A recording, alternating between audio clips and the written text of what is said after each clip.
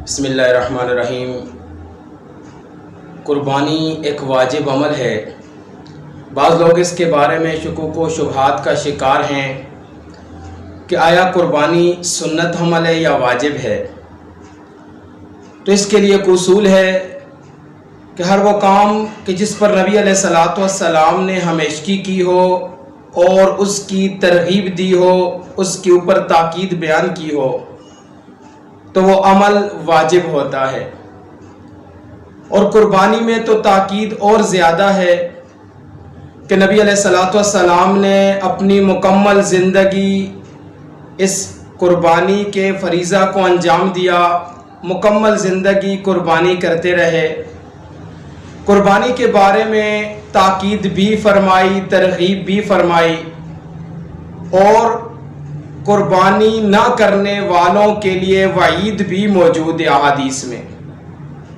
حدیث کا مفہوم ہے، نبی علیہ الصلوۃ والسلام نے فرمایا کہ ایک آدمی استطاعت رکھنے کے باوجود قربانی نہیں کرتا تو وہ ہماری عیدگاہ کو نہ آئے۔ اسے چاہیے کہ وہ ہماری عیدگاہ کو نہ آئے، یعنی وہ نماز عید ادا کرنے کے لیے بھی پھر نہ آئے اگر استطاعت کے باوجود وہ فریضہ قربانی ادا نہیں کرتا، اس واجب کو ادا نہیں کرتا۔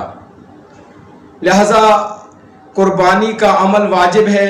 ہر وہ شخص جس کے پاس استطاعت ہے، جو طاقت رکھتا ہے، تو اس پر قربانی کرنا لازم ہے۔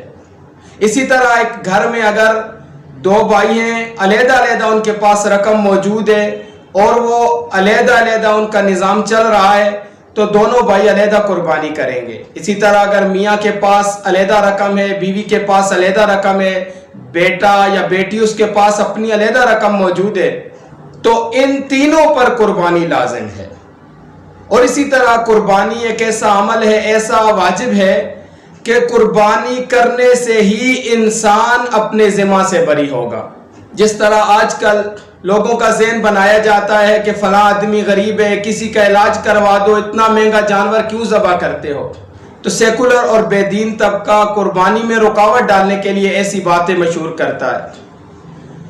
حالانکہ ایک انسان پر جب نماز فرض ہو جاتی ہے تو وہ نماز ادا کرنے سے ہی اس کے ذمہ سے وہ فریضہ ساقط ہوگا۔ اسی طرح اگر ایک آدمی پر قربانی واجب ہے تو قربانی کا فریضہ ادا کرنے سے ہی اس کے ذمہ سے یہ وجوب ساقط ہوگا۔ لہذا جس آدمی کی استطاعت موجود ہے اس پر لازم ہے کہ وہ قربانی کرے، اور اپنے رشتہ داروں، غریب و مساکین، مدارس اور سفید پوش کہ جن کی قربانی کی طاقت نہیں ہے، ان تمام لوگوں کا خیال کیا جائے۔